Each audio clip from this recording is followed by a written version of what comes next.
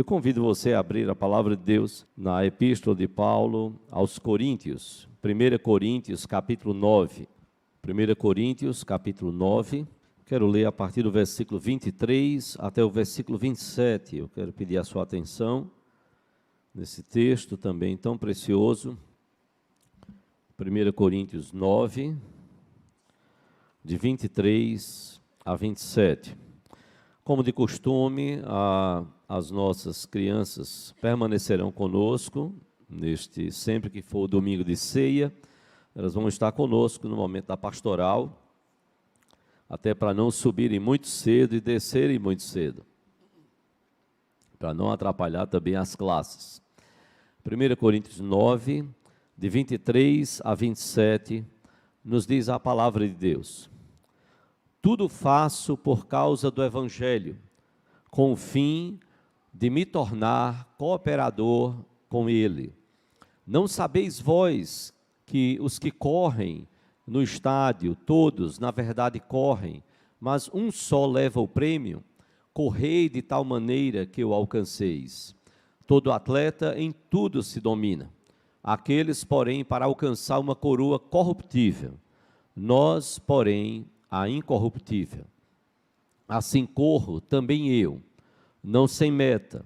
Assim luto, não como desferindo golpes no ar, mas esmurro o meu corpo e o reduzo à escravidão, para que, tendo pregado a outros, não venha eu mesmo a ser desqualificado. Vamos orar ao Senhor, vamos curvar a nossa fronte.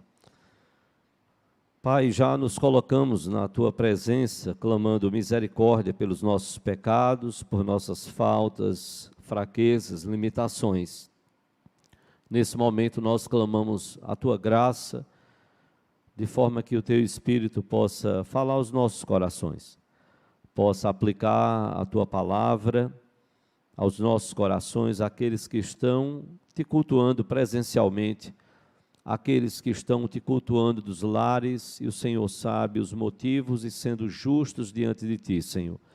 Nós clamamos a Tua misericórdia sobre irmãos que estão enfermos, pedimos a Tua bênção sobre aqueles que positivaram, Senhor, para a Covid, e pedimos que Tu possas estar abençoando-os, guardando-os, bem como, Senhor, abençoa o Teu servo, nosso irmão Diácono Galiza, e a José Inaldira, a nossa irmã Deta, a nossa irmã Ana Rosa, e a tantos outros. Abençoa os nossos jovens, Pai, que estão hoje também concluindo e terminando este final de semana de acampamento. Que o Senhor esteja abençoando a todos eles, ao pastor Luizinho, ao presbítero Rafael, e a tantos quantos estão trabalhando, Senhor, para que estes jovens sejam abençoados, e esse seja um momento marcante nas suas vidas, na comunhão contigo e na comunhão uns com os outros. Abençoa-nos nesta manhã, no estudo da Tua palavra. Te oramos assim, Pai, agradecidos por tudo, em nome de Jesus e para a glória dEle. Amém, Senhor. Amém. Meus irmãos, Paulo escreveu esta epístola aos Coríntios, mais ou menos por volta do ano 55 depois de Cristo. É preciso que se diga, diante do que nós vamos falar aqui, rapidamente, nesta manhã, é preciso que se diga que a igreja de Corinto ela estava dividida pela preferência em relação aos seus líderes. Paulo mesmo fala isto na primeira epístola, logo nos primeiros capítulos, ele diz: olha, eu estou informado pelos da casa de Cloé de haver divisões entre vós. E Paulo diz: eu me refiro ao fato de uns de vocês dizerem, eu sou de Paulo, eu sou de Cefas, eu sou de Apolo, e até alguns que entendem que poderia ser o nome de uma pessoa, mas também outros entendem que poderia se referir ao próprio Cristo, dizendo, e eu sou de Cristo. Então a igreja estava dividida por conta das suas preferências pelos seus líderes. Uma igreja marcada por dissensões, por brigas, por divisões, e vez por outra nós temos voltado no momento da ceia, como vamos fazer hoje, abrindo em 1 Coríntios capítulo 11, onde Paulo repreende a igreja, porque até a ceia estava sendo um momento de falta de amor e divisão dentro da igreja. Uma igreja que os irmãos estavam levando uns aos outros a tribunais pagãos para resolverem problemas de relacionamento deles dentro da própria igreja. Paulo então traz aqui no texto que nós lemos a figura dos chamados jogos istmicos, porque Corinto ficava num istmo, numa parte extrema ali do continente, e era uma rota comercial.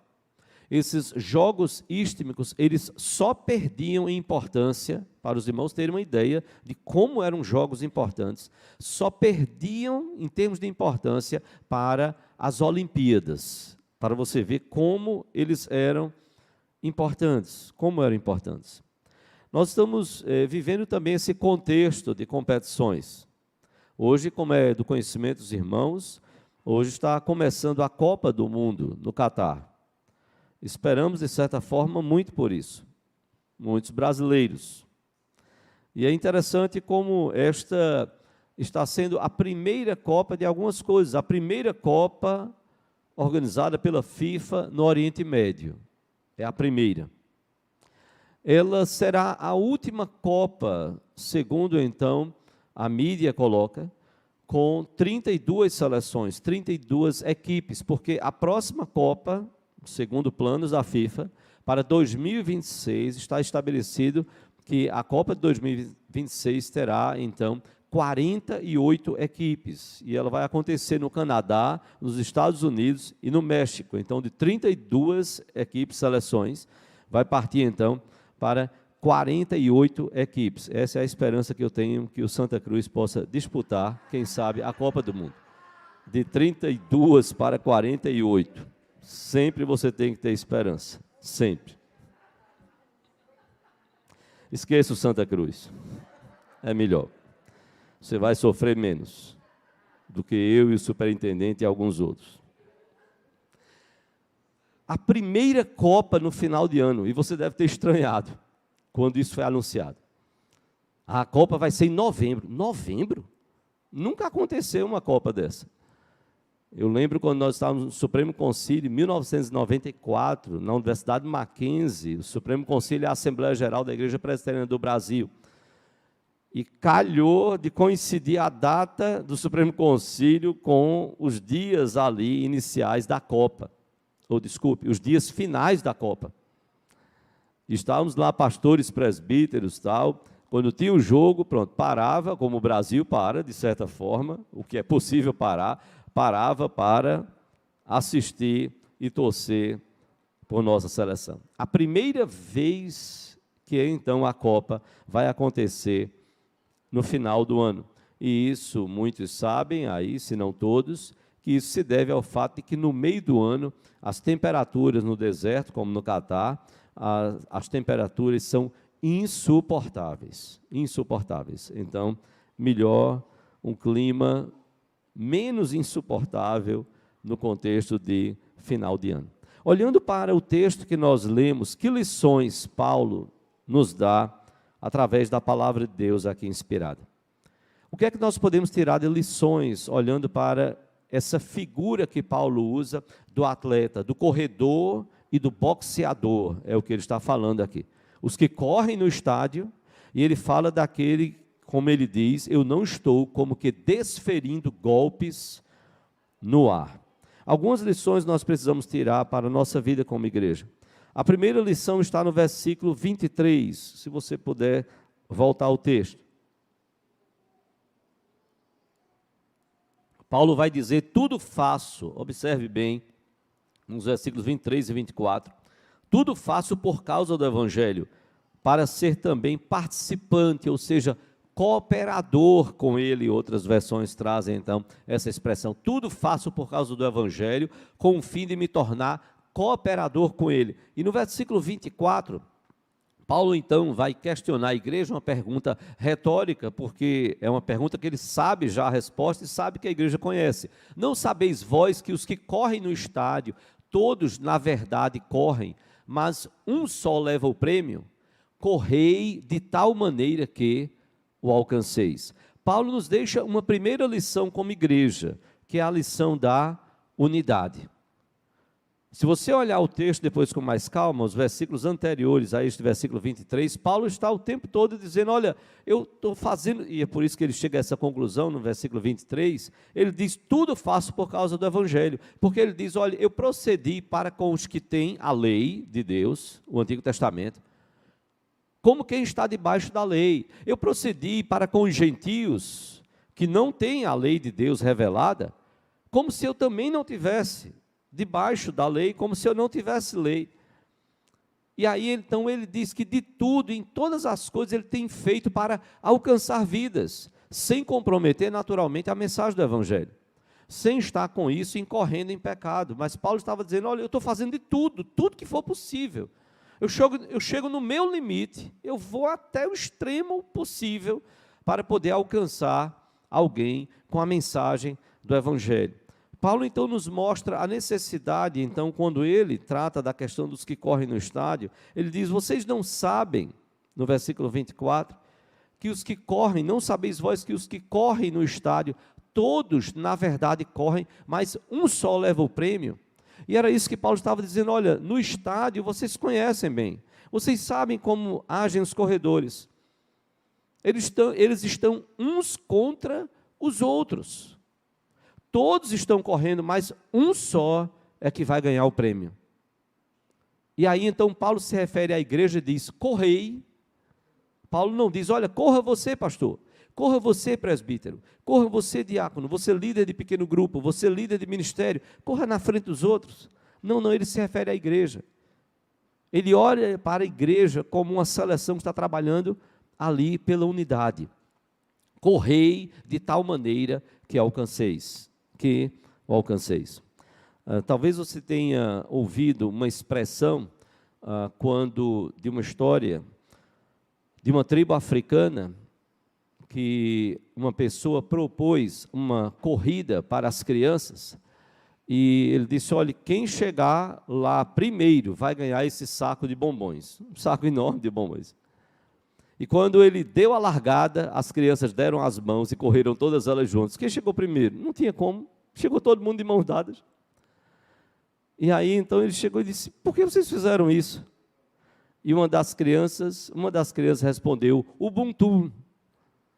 E a pessoa disse, Ubuntu, o que é isso? Ele disse, olha, quando um ganha, todos perdem. Todos perdem. Nós precisamos ganhar juntos. Foi a lição que foi deixada ali para aquela pessoa. Ubuntu. Nós precisamos ganhar juntos. Paulo está falando aqui da unidade. Correi de tal maneira que o alcanceis. Igreja, corram juntos. Ajudem uns aos outros a chegarem lá, a poderem passar pela linha de chegada. Mas há uma segunda lição que Paulo nos dá, não só nesses versículos 23 e 24, mas no versículo 25. Olha como Paulo diz no versículo 25.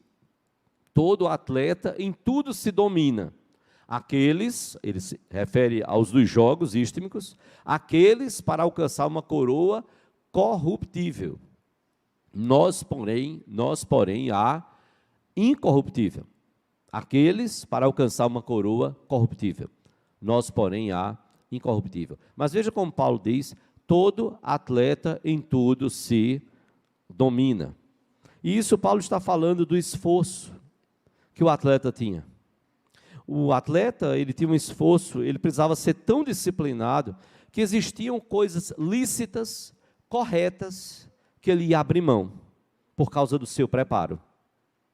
Por causa do seu preparo, ele era capaz de abrir mão de coisas lícitas, corretas, que não tinham nenhuma desonestidade, nenhum erro, mas que aquilo ali poderia desviar o foco dele.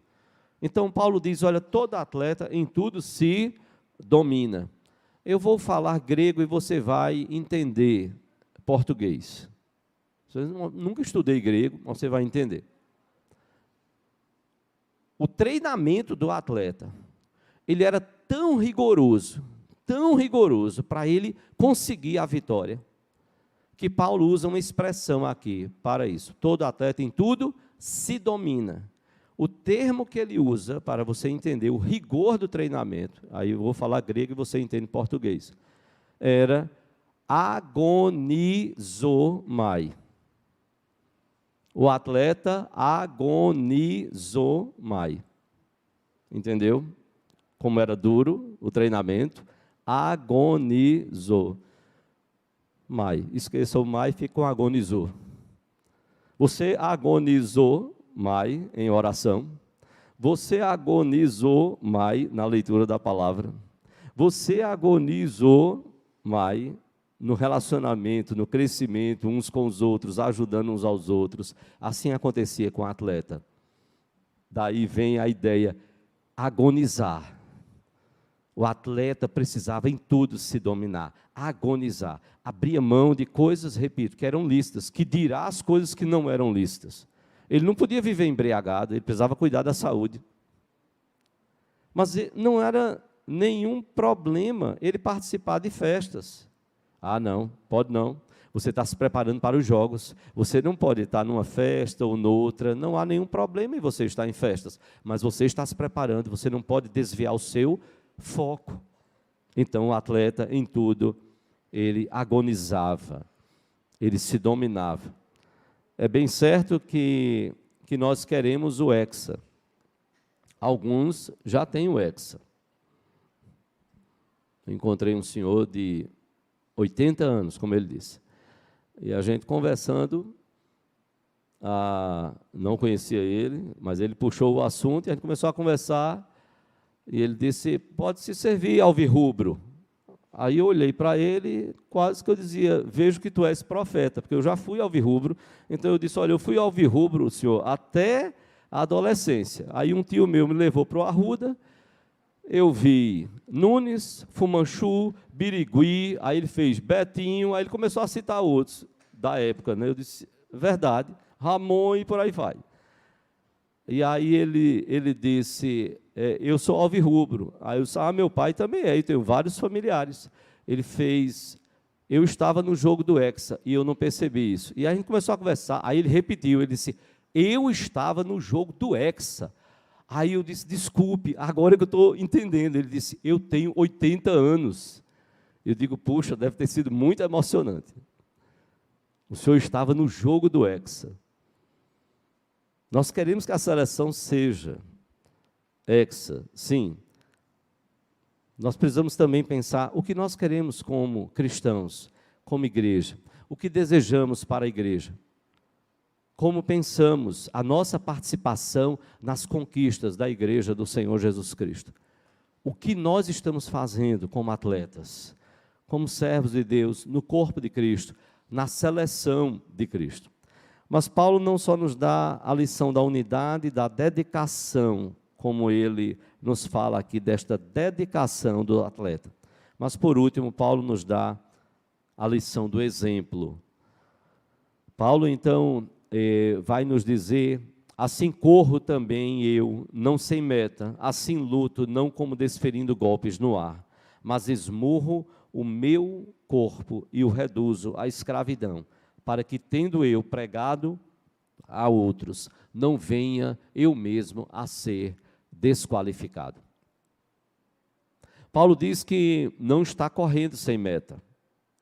Paulo dá o próprio exemplo para a igreja, dizendo, olhe, eu tenho metas. Paulo diz, eu não estou dando murros no ar, como que desferindo golpes no ar. Eu sei o que eu quero alcançar. Dar golpes no ar é perder força e é perder energia para os combates principais que precisam ser enfrentados. Cada golpe no ar é um desprendimento de energia do corpo. E aí você vai diminuindo a energia. Os golpes precisam, você lembra de Mike Tyson? Você precisa de golpes fortes, precisos. E é melhor que você acerte. Que cada golpe daquele que acertava era uma força e um peso tremendo sobre o adversário. Paulo diz, eu não estou correndo sem meta e eu não estou desferindo golpes no ar. Eu sei o adversário que eu quero alcançar. Mas ele diz, eu esmurro o meu corpo e eu reduzo o meu corpo à escravidão, para que, tendo eu pregado a outros, não venha eu mesmo a ser desqualificado.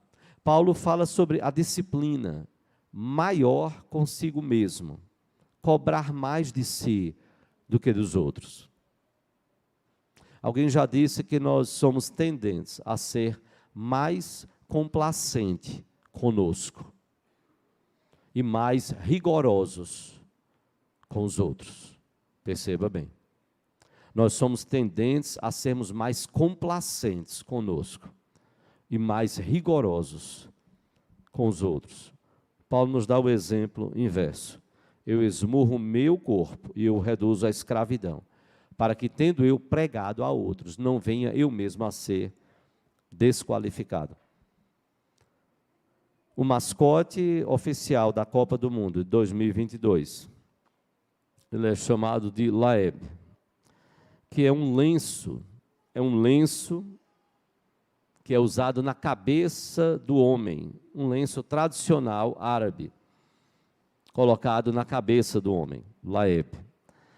E o significado deste lenço, deste nome, Laeb, o significado é um jogador super habilidoso.